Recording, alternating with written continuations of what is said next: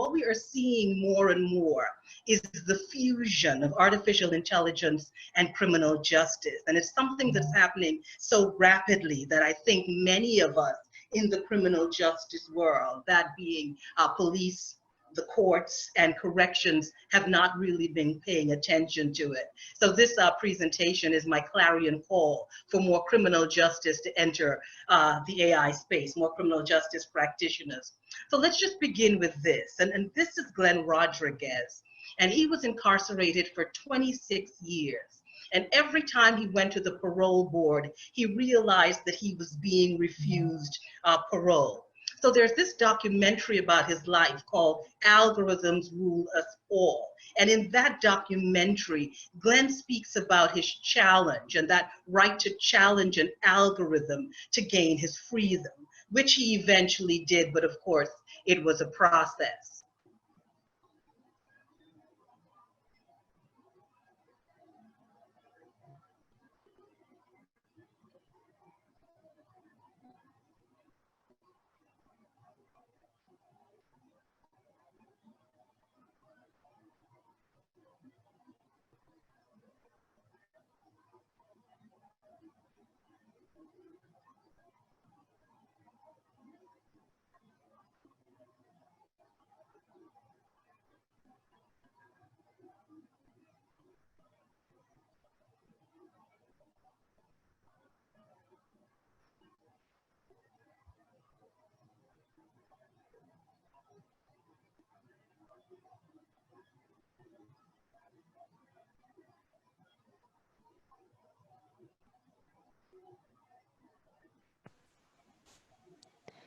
Hey there, Renee, you okay?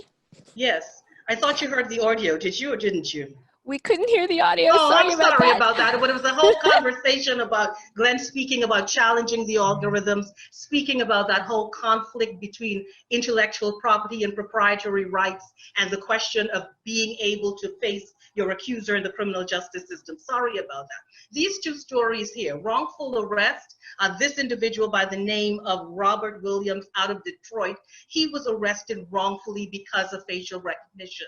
And then we have this landmark case most recently in the UK, where Ed Bridges challenged the police in Cardiff, saying that he was illegally captured by facial recognition. So wrongful arrest, unlawful use, ripped right out of the headlines. Something else that I want you to think about. All of these appearing in the news within the last few weeks. A study on Indiana parolees that seek to predict recidivism with AI. ICE just signed a contract, facial recognition use with Clearview. The British police about to test mood sensing facial recognition. The Secret Service just bought phone location data from tech companies. And in California, the DMV selling driver's data to private investigators. Mistaken match, mass surveillance, race, bias, secrecy, privacy, power, freedom. These are the words that we are hearing more and more in the criminal justice system as we see this fusion with AI and criminal justice. AI justice. What are we seeing? Data-driven justice. There seems to be this sort of new love affair with data and criminal justice. And this whole drive to evidence-based criminal justice is leaning more and more on data-driven solutions and data-driven interventions. And this marriage between data and criminal justice has given us predictive or intelligence-led or precision policing. And these are the forms of policing that are now active. And algorithmic decision-making systems in the criminal justice system are using these assessment tools. And the other challenge that we're seeing would be smart courts, so AI courts and AI judges and AI mediation. So AI in criminal justice is presenting this thesis of AI justice. But I beg to ask, is it AI justice or is it AI injustice? We have seen the problems associated to predictive policing, and we have seen several cities already push back or roll back when it comes to using predictive policing. And of course, big data policing. Big data policing, again, using data that has historically been biased and historically been promoting subconsciously systemic racism. In the court system, we are seeing sentencing, pretrial detention, bail, incarceration, all of them using algorithmic decision systems. In corrections, it's being used to assess an offender when that individual comes into the correction system. We're seeing it being used as well, these algorithmic decision systems for offender management within the correction system, as well as deciding that issue of whether or not you are going to receive parole. And of course, recidivism. It seems that every day a new AI-infused tool is being deployed to deal with recidivism, to see whether or not someone has the propensity or proclivity to reoffend. So AI-inspired solutions and systems and interventions are heavily leaned on now for public safety. But we've got to ask that question. Are we getting justice or are we getting injustice? The risk assessment tools, we know they are being used to quantify the likelihood that a person would commit a crime in the future. We also know what we are seeing in the criminal justice system would be opaque algorithms, algorithms that are misbehaving and frustrating due process and reinforcing racial disparities. And of course, more and more zombie predictions, predictions that systematically overestimate the risks, of course, of Black and brown people. And we're seeing Black data being used in a way that you've got to ask yourself, is the data color-coded on our skin tones? So arraignment by algorithm, and whether or not these algorithms are administering justice or injustice is something that we've got to think more and more about. We're seeing that algorithms are rewriting the rules of criminal justice, changing the way in which justice is administered, risk assessment tools making high stakes decisions on individuals' liberty, whether or not you are going to have an opportunity to return or whether or not you're going to have to stay behind bars. We're also seeing that codifying of bias and discrimination and systemic racism because of data that has been historically biased. And this data, of course, inheriting the prejudices of prior decision makers. With that, you combine this reflection from the data of widespread biases that already exist in society, and these pre-existing patterns of exclusion and inequality, and all of these being baked into those data sets, the training data being used to design these algorithmic decision-making systems. So the criminal justice system is now more and more outsourcing its decisions to algorithms, to AI, because now it's about expediency.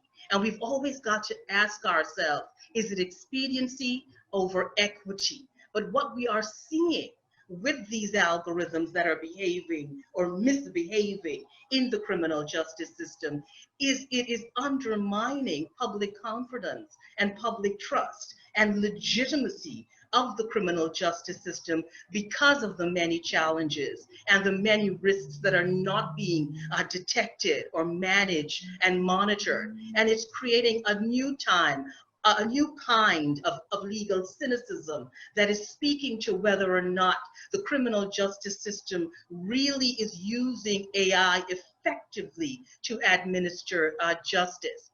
When it comes to policing, and this is something that just wakes you up, I mean, the police requests for Google users' location histories have grown 1,500% between 2017 to 2018, and an additional 500% from 2018 to 2019. And you can just think about it, given what happened with George Floyd and given how the Black Lives Movement just spilled out on the streets all over this world, and given the kind of protest action that we are seeing and the fact that more and more law enforcement agencies are using facial recognition technology to arrest protesters, you don't even want to imagine what that figure may be right now.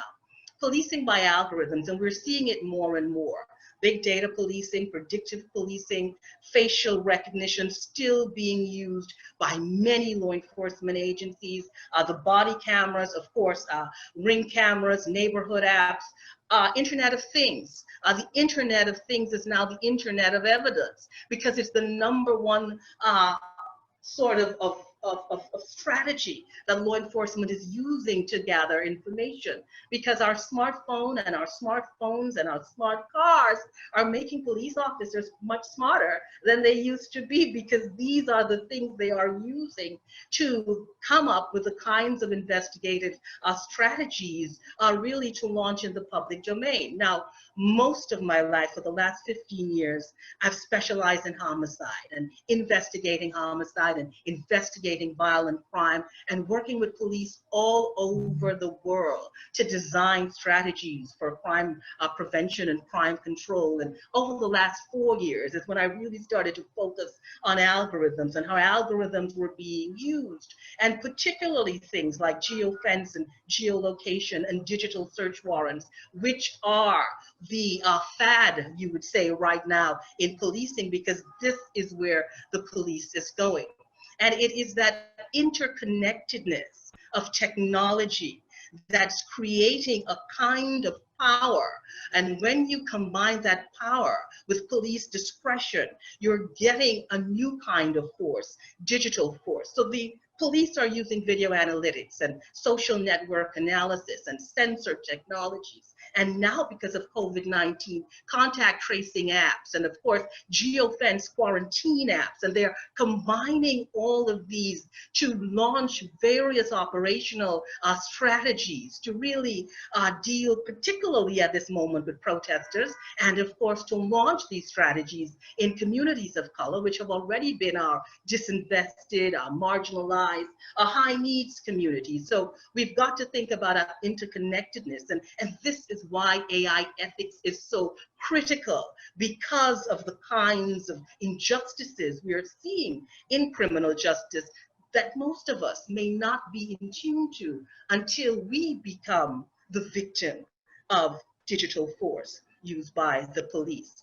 What we are seeing would be AI sort of slipping in for many of the covert operations that required an undercover police or a plainclothes police. So AI is taking covert policing to an unimaginable level. And it's happening because a lot of the contracts that are being procured to design many of these technologies being used by the police are not open to public view. And they're being done by grants and funding by nonprofit agencies and by the Justice Department.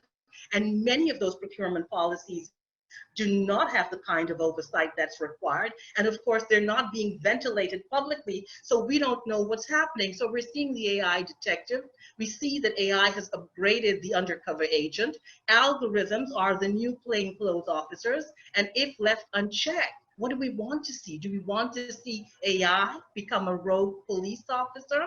And what the police are doing, and I will say this because as a criminologist, I work within the realm of crime prevention. That's what I do as an AI ethicist. I'm now at that intersection of ethics and AI ethics and criminal justice, and really trying to bring a kind of best practicing to policing and to criminology, and best practice to criminology and policing. So what can happen in the future is that we can certainly be digitally cornered by the police, because what we are seeing is that the digital space is the new hotspot. Without explicit consent, we're seeing more and more of this. The police having access to your data without getting the requisite consent, because the law is so behind the technology, the consent may not even be required. And more police agencies are looking at things like fitness tracker data, rideshare apps, healthcare data, contact tracing apps. And what this is creating is digital profiling, where more and more communities are coming under that digital force that the police now are able to use. And we're seeing that predictive police systems disproportionately targeting street crimes, and not crime in the streets or what you call white collar crime, but disinvested, underserved, high needs, vulnerable communities. Because too much of the design of the technology when it comes to AI is using traditional approaches when it comes to training classification models, and continuously using geospatial features and historical crime data, which has historically been racist. So what is happening is the digital arsenal of AI firepower has been created. So big tech, big data, policing, and of course, invisible military surveillance that we're seeing. We've heard about the digital Cold War, and what we're seeing is a unique kind of expansionism using AI. And of course, the US is amassing quite an arsenal, and we're seeing police power combined with police discretion are really creating and being weaponized against us in ways that we may not even know, because it's so unchecked and unregulated. Digital force, and this is what we're seeing: digital handcuffs, digital warrants, digital subpoenas, digital surveillance, digital policing, police tactics, police techniques, operational strategies, and procedures have all been digitized. And this is what I call the digital chokehold. We saw the chokehold that happened on the streets of Minneapolis that caused or took the life of George Floyd. But we're now seeing a chokehold being created with AI. And that chokehold is built with the bias, discrimination, marginalization, profiling, redlining, victimization. When you combine all of that that's happening because